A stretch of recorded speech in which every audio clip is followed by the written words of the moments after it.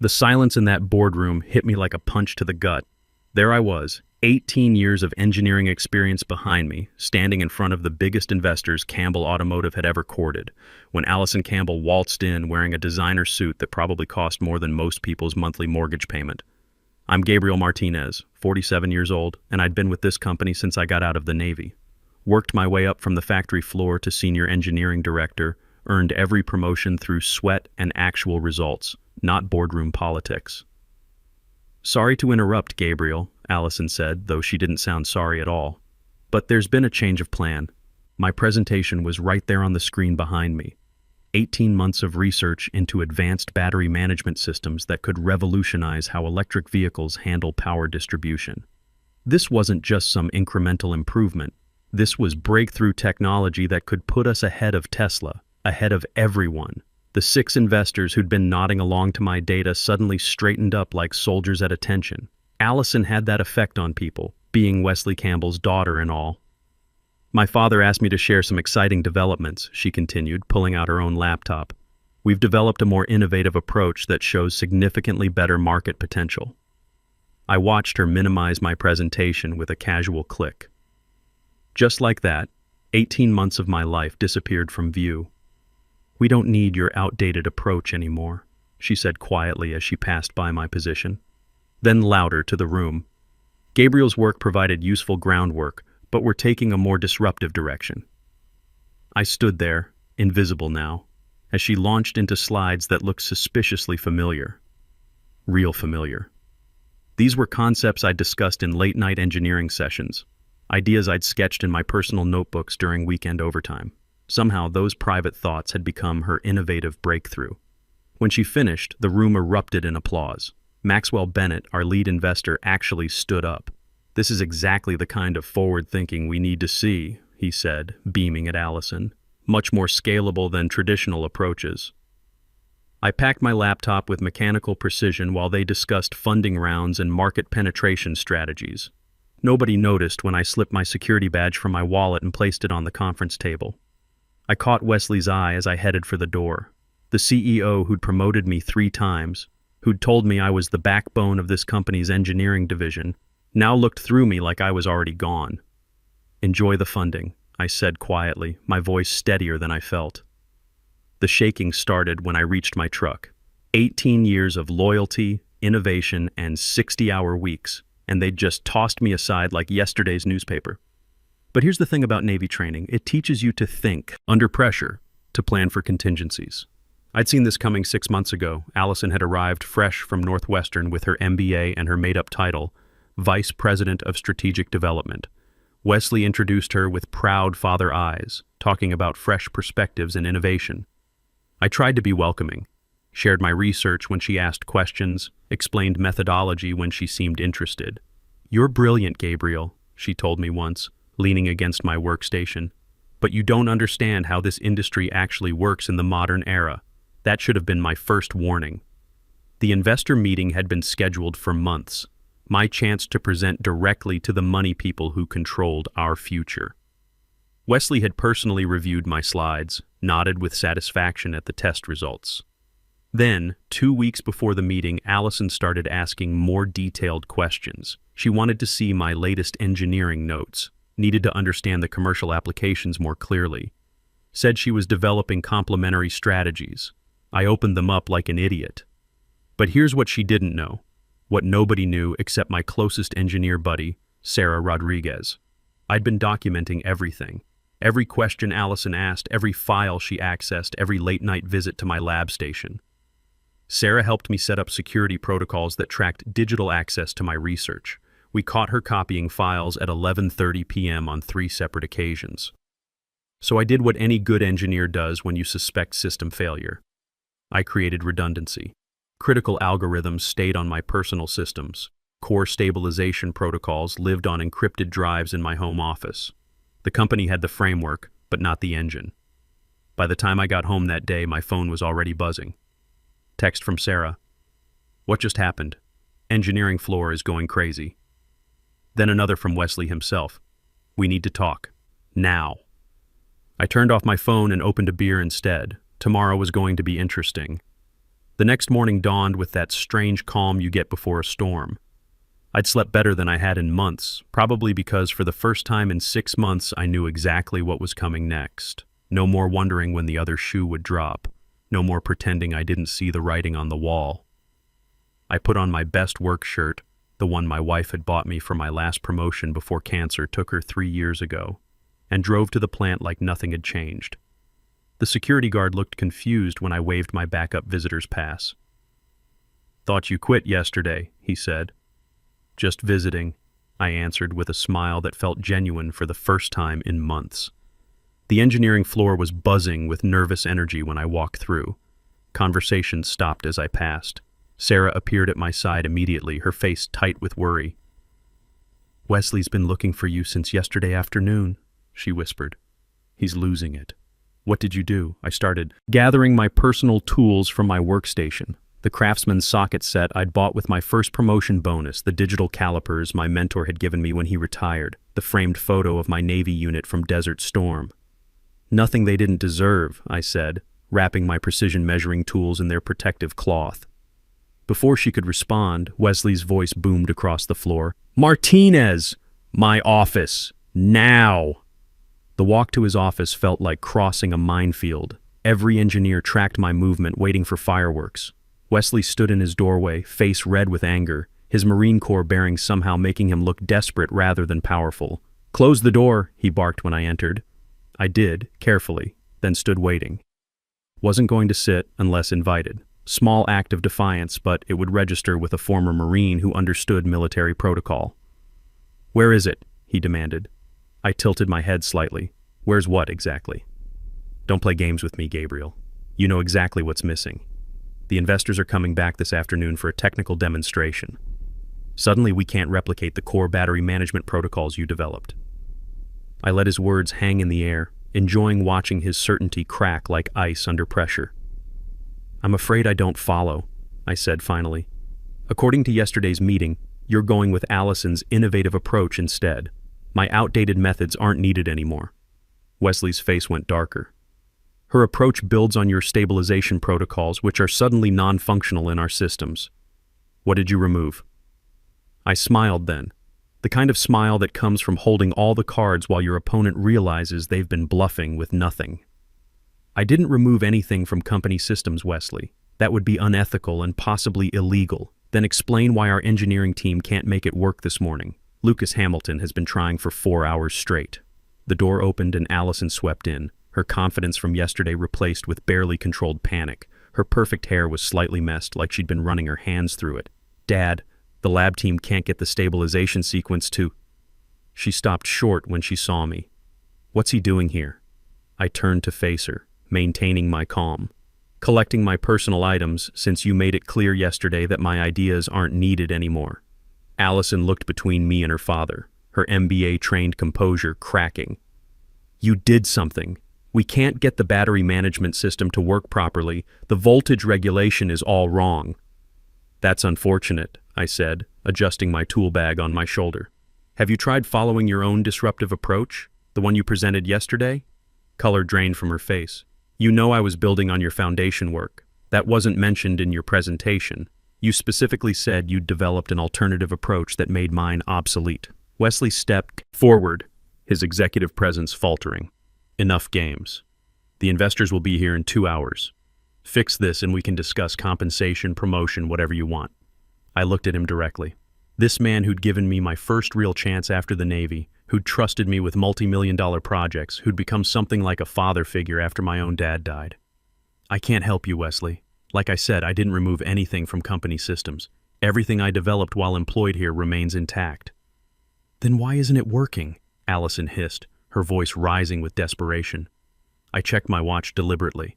The same Timex I'd worn through 2 deployments and 18 years of corporate meetings. Maybe because engineering requires understanding, not just PowerPoint slides and business buzzwords.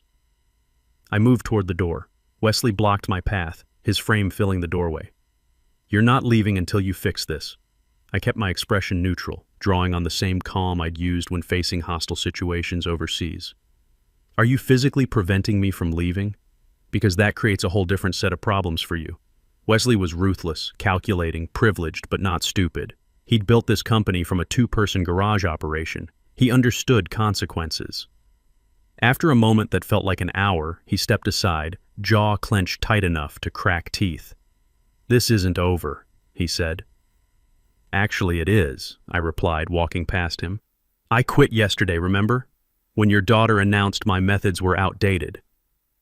I felt their stares burning into my back as I walked through the engineering floor. Colleagues who had been whispering minutes earlier now watched in stunned silence. Most would never dare to stand up to Wesley.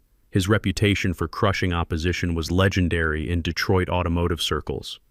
As I reached the main door, Allison's voice rang out, high and strained. "He sabotaged us!" "He must have!" I didn't turn around. Didn't need to see the expressions to know the damage was spreading. Doubt, confusion, fear. The investors would arrive to find chaos instead of confidence. The perfect presentation Allison had delivered yesterday would crumble when they asked for live demonstrations.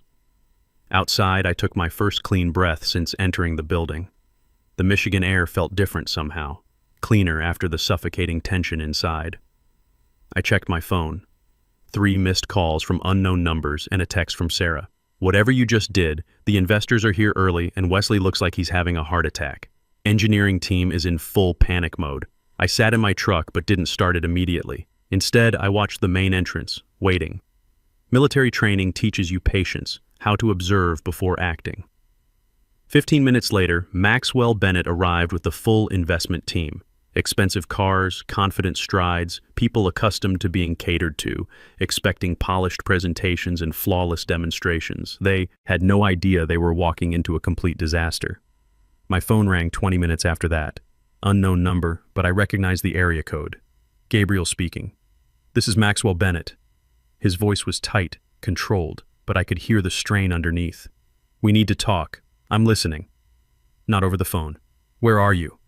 I looked at the glass building gleaming in the afternoon sun, watching people hurry in and out of the main entrance like ants from a disturbed hill.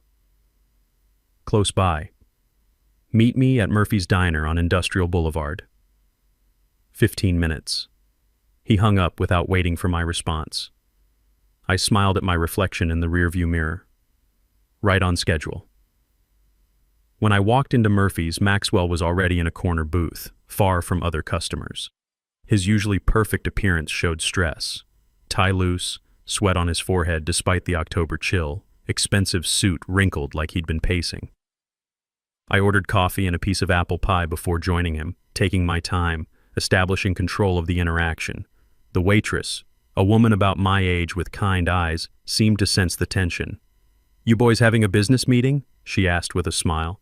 "Something like that," I replied. "What happened in there?" Maxwell demanded when I finally sat down. I sipped my coffee, noting he hadn't ordered anything. "You'll have to be more specific." "Don't play games, Gabriel. Yesterday, Allison presents revolutionary battery technology that could change the entire automotive industry. Today, nobody can make it work, and Wesley looks like he's about to have a nervous breakdown. Sounds stressful for them." Maxwell leaned forward across the scarred Formica table. 6 investors are ready to commit $85 million in funding, but not if this is smoke and mirrors. We don't back companies that can't deliver on their promises. I nodded thoughtfully, cutting into my pie. "Smart investment philosophy. What do you want?" "Direct now." He recognized negotiation when he saw it, probably dealt with situations like this before in his 20 years of venture capital. "Want for what?" "To fix this. To make the technology work like it did in all the preliminary reports we reviewed." "The lab results were impressive, Gabriel. This isn't some pie-in-the-sky concept. I'm not employed there anymore. That can change." He pulled out his phone, scrolling to what looked like financial data. "Your salary was $140,000. We can double that, triple it, plus equity stake." I shook my head, taking another bite of pie. The apples were perfectly seasoned, reminded me of the ones my grandmother used to make when I was a kid visiting her farm in Ohio. "You're negotiating with the wrong person, Maxwell." His eyes narrowed. "What does that mean?" "Means I'm not interested in going back to work for Wesley Campbell." "Then what do you want?" I took another sip, letting him wait.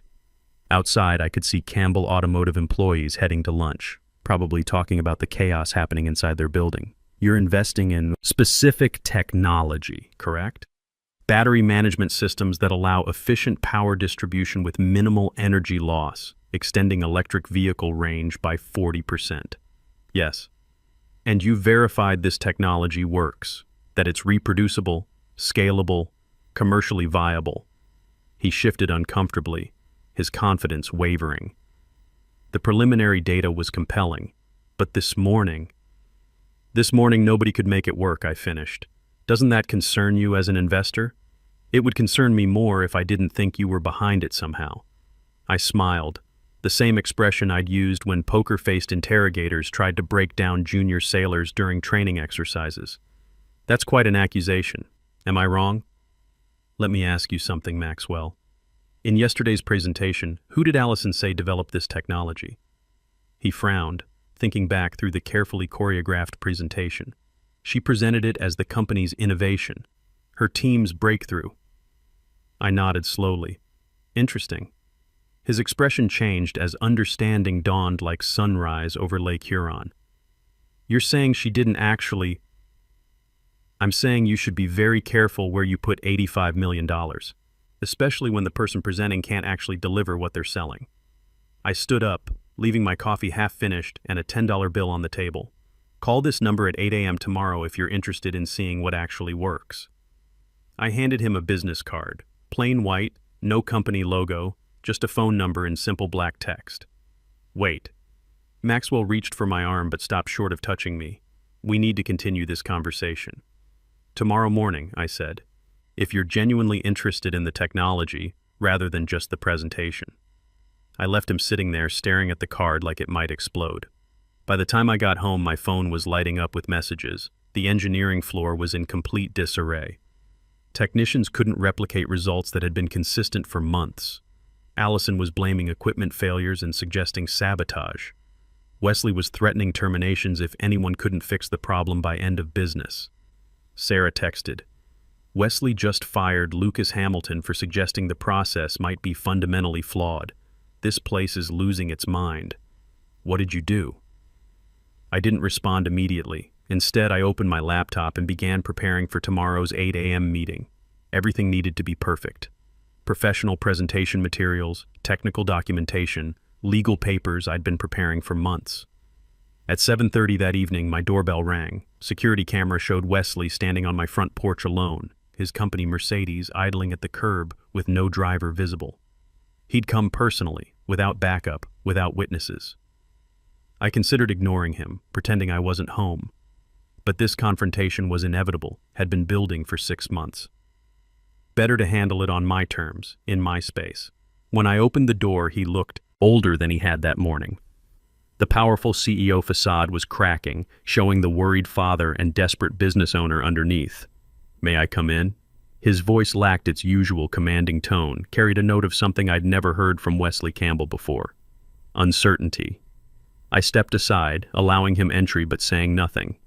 He glanced around my modest living room, taking in the engineering journals stacked on my coffee table, the small desk cluttered with technical drawings, my old Navy photos arranged on the mantel, the home of a working engineer, not a corporate executive. The investors walked out, he said finally, his voice barely above a whisper.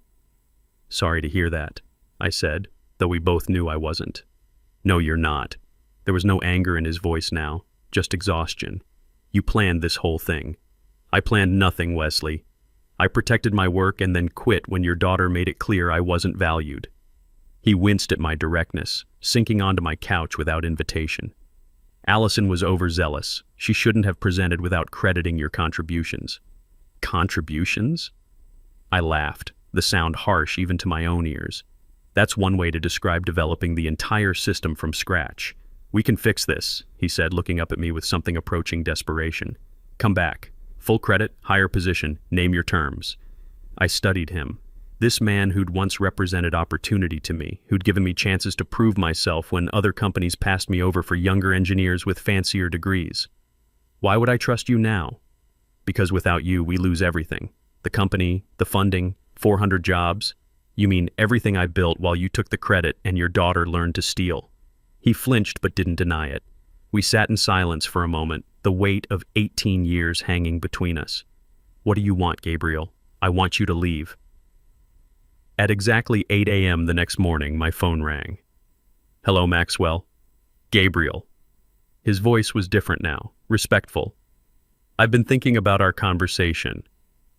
And I'd like to see what actually works, but I'm not alone." "Who's with you?" "The entire investment consortium. After yesterday's situation, we need certainty."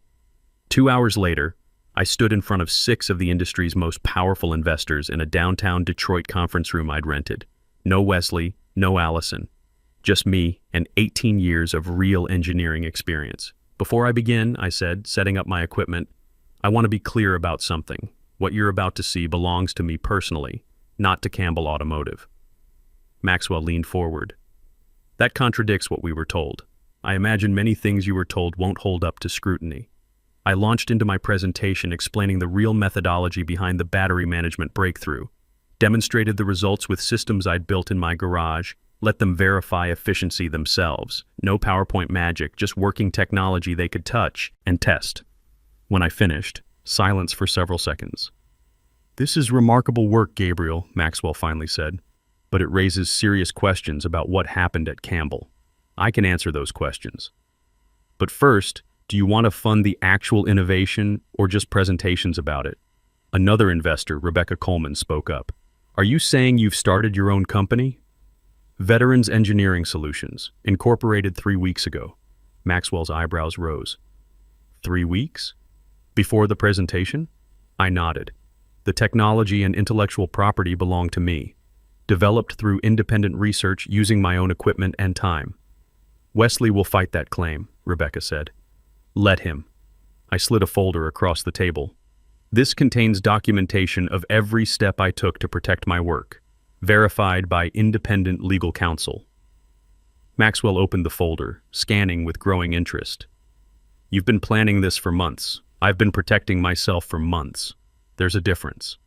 The investors exchanged glances, silent conversation above the polished conference table. "Your documentation shows independent development," Rebecca continued. "But most employment contracts have IP clauses. Mine did too, which is why I was careful to develop critical components on my own time with my own resources. Campbell has a version that works in testing, but not the refined system I've perfected since realizing what was happening." "And when was that?" another investor asked. "When Allison started asking specific questions instead of learning the science. When I caught her going through my files after hours." "You have proof?" "Security footage. I requested it claiming I'd lost some notes. Cameras caught her at my workstation 3 times when I wasn't present." The room went quiet. I could see calculations happening, not just financial, but reputational. "What exactly are you proposing?" Maxwell asked. "Veterans Engineering Solutions is seeking $35 million to bring this battery management platform to market. Small focused team, no bloated management, just engineers who understand what we're building." By 6 p.m. that day, I had a preliminary commitment for $35 million in funding, with performance milestones that could bring it to $50 million. Veterans Engineering Solutions was real. 3 months later, I sat in my new office overlooking the Detroit River, watching our first prototype roll off the production line. Sarah Rodriguez was my chief engineer. We'd hired 4 other Campbell veterans who'd been passed over for promotion despite their experience. My desk phone rang. Caller ID showed Wesley Campbell. "Hello, Wesley." "Gabriel." His voice was different now, defeated. "I wanted to congratulate you on the Ford partnership. Ford Motor Company had signed an exclusive 3-year contract for our battery management systems. $200 million over the contract period. Thank you." "You won," he said simply. "Was it worth it?" I looked out at the production floor, where experienced engineers were building technology that would power the next generation of American electric vehicles, where people were valued for what they knew, not who they knew. "Yes," I said. "It was worth it." I hung up and walked back to the production floor where Sarah was training a new engineer fresh out of Michigan Tech. Young kid, reminded me of myself 25 years ago. Hungry, talented, full of ideas nobody wanted to hear. The best revenge isn't about destroying others. It's about building something they could never imagine, something that proves your worth beyond any doubt, something that lasts long after the politics are forgotten. And sometimes it's about making sure the next generation gets the respect you had to fight for. If you liked this story, drop a comment about standing up for yourself in the workplace. Sometimes the best move is the one nobody sees coming until it's too late to stop.